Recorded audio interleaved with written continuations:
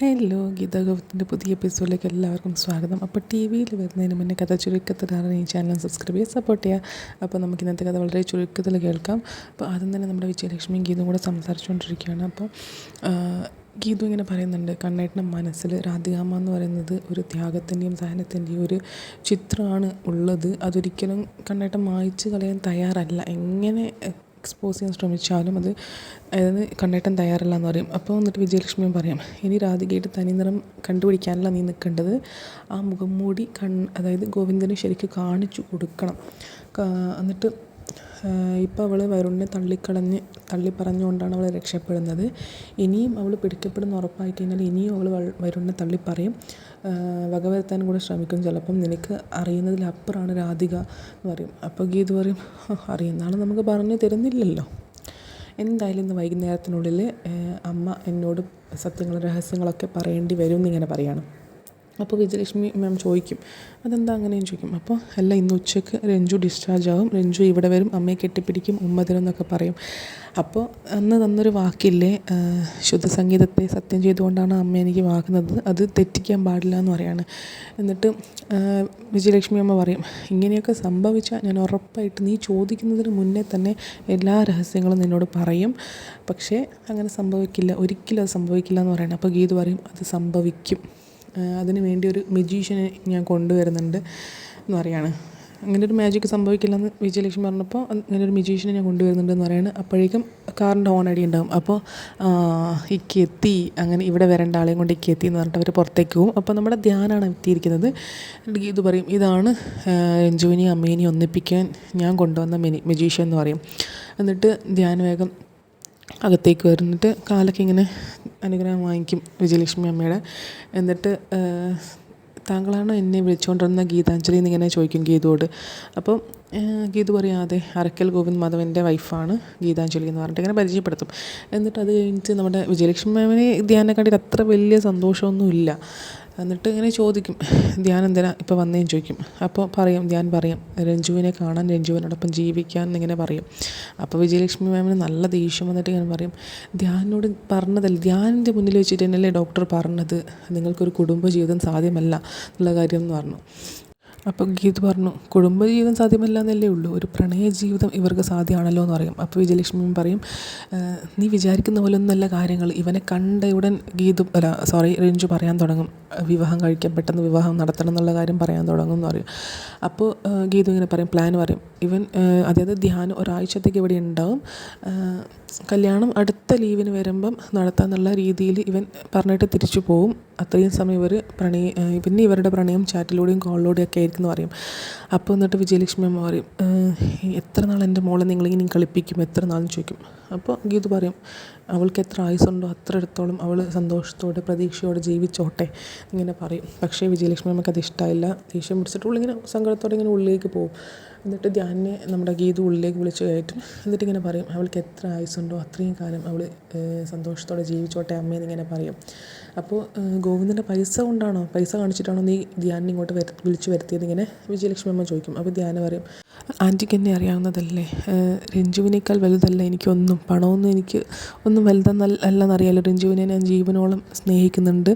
ഒരു രോഗത്തിൻ്റെ പേരിൽ അവളെ ഉപേക്ഷിച്ചു പോയതിൽ ഞാനിപ്പം ഭയങ്കര കുറ്റബോധമുണ്ട്, എനിക്ക് ഭയങ്കരമായിട്ട് സങ്കടപ്പെടുന്നുണ്ട്. അവൾക്കിനൊരു രോഗം ഉണ്ടെന്ന് അറിഞ്ഞപ്പോൾ ഇല്ലാത്തൊരു ഇല്ലാത്തൊരു വിഷമായിരുന്നു എനിക്ക് അവളെ ഇവിടെ നിന്ന് ഉപേക്ഷിക്കേണ്ടി വന്നപ്പോൾ ഉള്ള ഒരു ഹൃദയവേദന എന്നൊക്കെ അവനിങ്ങനെ പറയുന്നത് ഭയങ്കര ഇഷ്ടമായിരുന്നു എന്നുള്ളത്.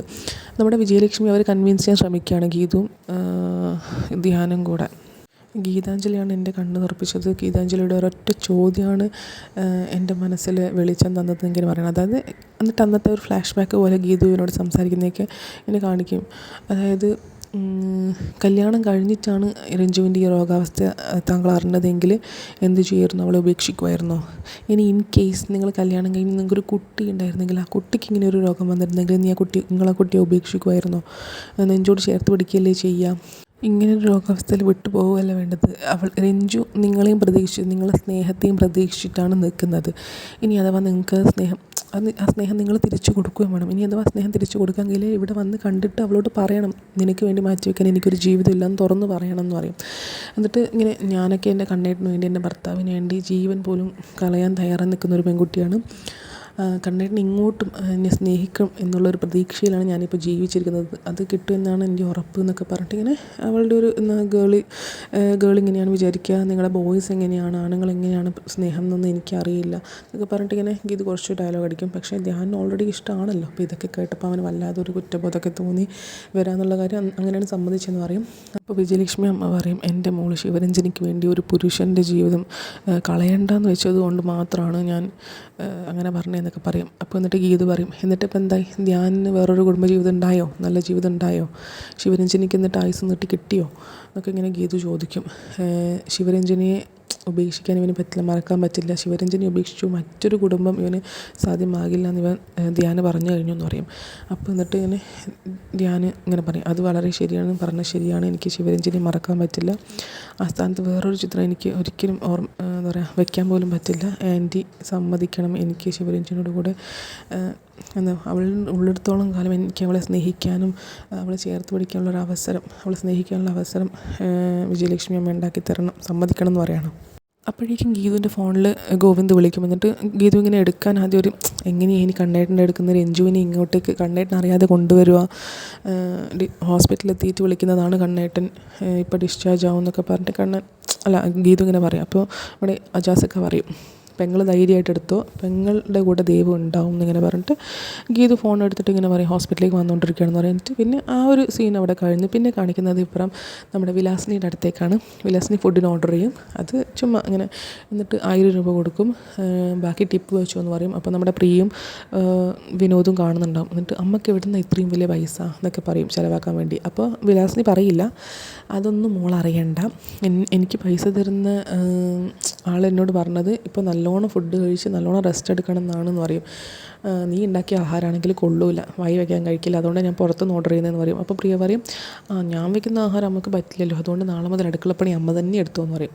അപ്പോൾ നമ്മുടെ വിലാസിനി പറയും, അയ്യോ അത് പറ്റില്ല, ഞാൻ നല്ലോണം, എനിക്ക് പൈസ തരുന്ന ആൾക്ക് അത് ഇഷ്ടപ്പെട്ടില്ല, ഞാൻ നല്ലോണം റെസ്റ്റ് എടുക്കണം എന്നാണ് പറഞ്ഞതെന്ന് പറയും. പിന്നെ ആ സീൻ ഇവിടെ കഴിയും.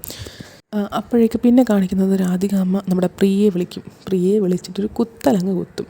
അതായത് നീ ഇങ്ങോട്ടേക്ക് വരുന്നില്ലേ എന്ന് പറയും. അപ്പോൾ നമ്മുടെ പ്രിയ പറയും, കഴിഞ്ഞ ആഴ്ചയല്ലേ വന്നതെന്ന് പറയും. അപ്പോൾ രാധികം പറയും, നീ ഇപ്പോൾ ആഴ്ചയും ദിവസവും കണക്ക് നോക്കിയിട്ടാണ് ഇങ്ങോട്ടേക്ക് വരുന്നത്, നിനക്ക് കിട്ടേണ്ട അവകാശങ്ങളൊക്കെ ചോദിച്ച് വാങ്ങണം എന്ന് പറയും. അപ്പോൾ നമ്മുടെ പ്രിയ പറയും, എന്ത് അവകാശമാണ് ഇനി ചോദിക്കാനുള്ളത്, ഞാൻ ചോദിക്കാതെ തന്നെ എല്ലാം എൻ്റെ ഗോവിന്ദേട്ടൻ ചെയ്തു തരുന്നുണ്ടല്ലോ എന്ന് പറയും. അപ്പോൾ എന്ത് ചെയ്തു തരുന്നു എന്നാണ് പറയുന്നതെന്ന് ഇങ്ങനെ രാധികാമ്മ ചോദിക്കും. നിൻ്റെ ഇവിടേക്ക് നല്ല ആഘോഷമായിട്ട് പ്രസവത്തിന് കൂട്ടിക്കൊണ്ടുവരുന്ന ചടങ്ങൊക്കെ ഉണ്ട്, അതൊക്കെ നടത്താൻ ഇപ്പോൾ അവന് സമയമില്ലല്ലോ, ഇപ്പോൾ അവൻ രഞ്ജുവിൻ്റെ കൂടെയാണ് ഓടുന്നത്, നിന്നേക്കാൾ സ്നേഹം ഇപ്പം അവളോടാണ്, ഗീതുവും അതിന് സപ്പോർട്ടാണ്, ഗീതുവും കണ്ണനും കൂടിയാണ് അവളുടെ എല്ലാ കാര്യങ്ങളും നോക്കുന്നത്, അവളിപ്പം ഹോസ്പിറ്റലൈസ്ഡാണ്, ഇന്ന് ഡിസ്ചാർജും, ഗീതു അവളെ ഇങ്ങോട്ടേക്ക് തന്നെ കൂട്ടിക്കൊണ്ടുവരും, പിന്നെ നീ അവരുടെ രണ്ടാളെയും മനസ്സിന്ന് ഔട്ടാണ്, നിന്നോടൊരു സ്നേഹവും ഇല്ല, ഇപ്പോൾ അവളാണെല്ലാം എന്ന് പറഞ്ഞിട്ട് ഇങ്ങനെ പ്രിയയെ മനസ്സിൽ ഇങ്ങനെ കുത്തി വെക്കും. പക്ഷെ പ്രിയക്ക് അത് മാത്രം സഹിച്ചില്ല. പ്രിയ വല്ലാണ്ട് എന്താ പറയുക അപ്സെറ്റാവും, സങ്കടമൊക്കെ വരും. എന്ത് പറയും, ഇല്ല ഒരിക്കലും അത് സംഭവിക്കില്ല, ഏട്ടന് ഒരേ ഒരു പെങ്ങളേ ഉള്ളൂ, ഞാനേ ഉള്ളൂ, ഞാനിപ്പോൾ തന്നെ ഏട്ടനെ വിളിച്ച് ചോദിക്കട്ടെ, അവൾക്ക് എന്തിനാണ് ഇത്ര പ്രാധാന്യം കൊടുക്കുന്നത്, അവൾ ആരാണെന്നൊക്കെ ചോദിക്കട്ടെ എന്നൊക്കെ പറയും. അപ്പോൾ നമ്മുടെ രാധികാമ്മ പറയും, അയ്യോ അത് വേണ്ട, നീ നേരിട്ട് ഇങ്ങോട്ട് പോര്, വിനോദിനെയും കൂട്ടി ഇപ്പം തന്നെ ഇങ്ങോട്ട് വന്നു, അധികം സമയമൊന്നും കളയണ്ട, അവൾ ആരാണെന്ന് അവൻ്റെ കണ്ണൻ്റെ വായി തന്നെ ഞാൻ നിനക്ക് കേൾപ്പിച്ചു തരാമെന്ന് പറഞ്ഞിട്ട് അതവിടെ കഴിയും. എന്നിട്ട് രാധികാമ്മ ഇങ്ങനെ മിററിൽ നോക്കിയിട്ട് പറയും, രഞ്ജുവിനെ പുറത്താക്കണമെങ്കിൽ പ്രിയ ഇവിടെ വേണം, അവളിവിടെ വന്നേ പറ്റൂ എന്ന് പറയാണ്. അപ്പോൾ ഇന്നത്തെ എപ്പിസോഡ് അത്രയേ ഉള്ളൂ. Thank you so much.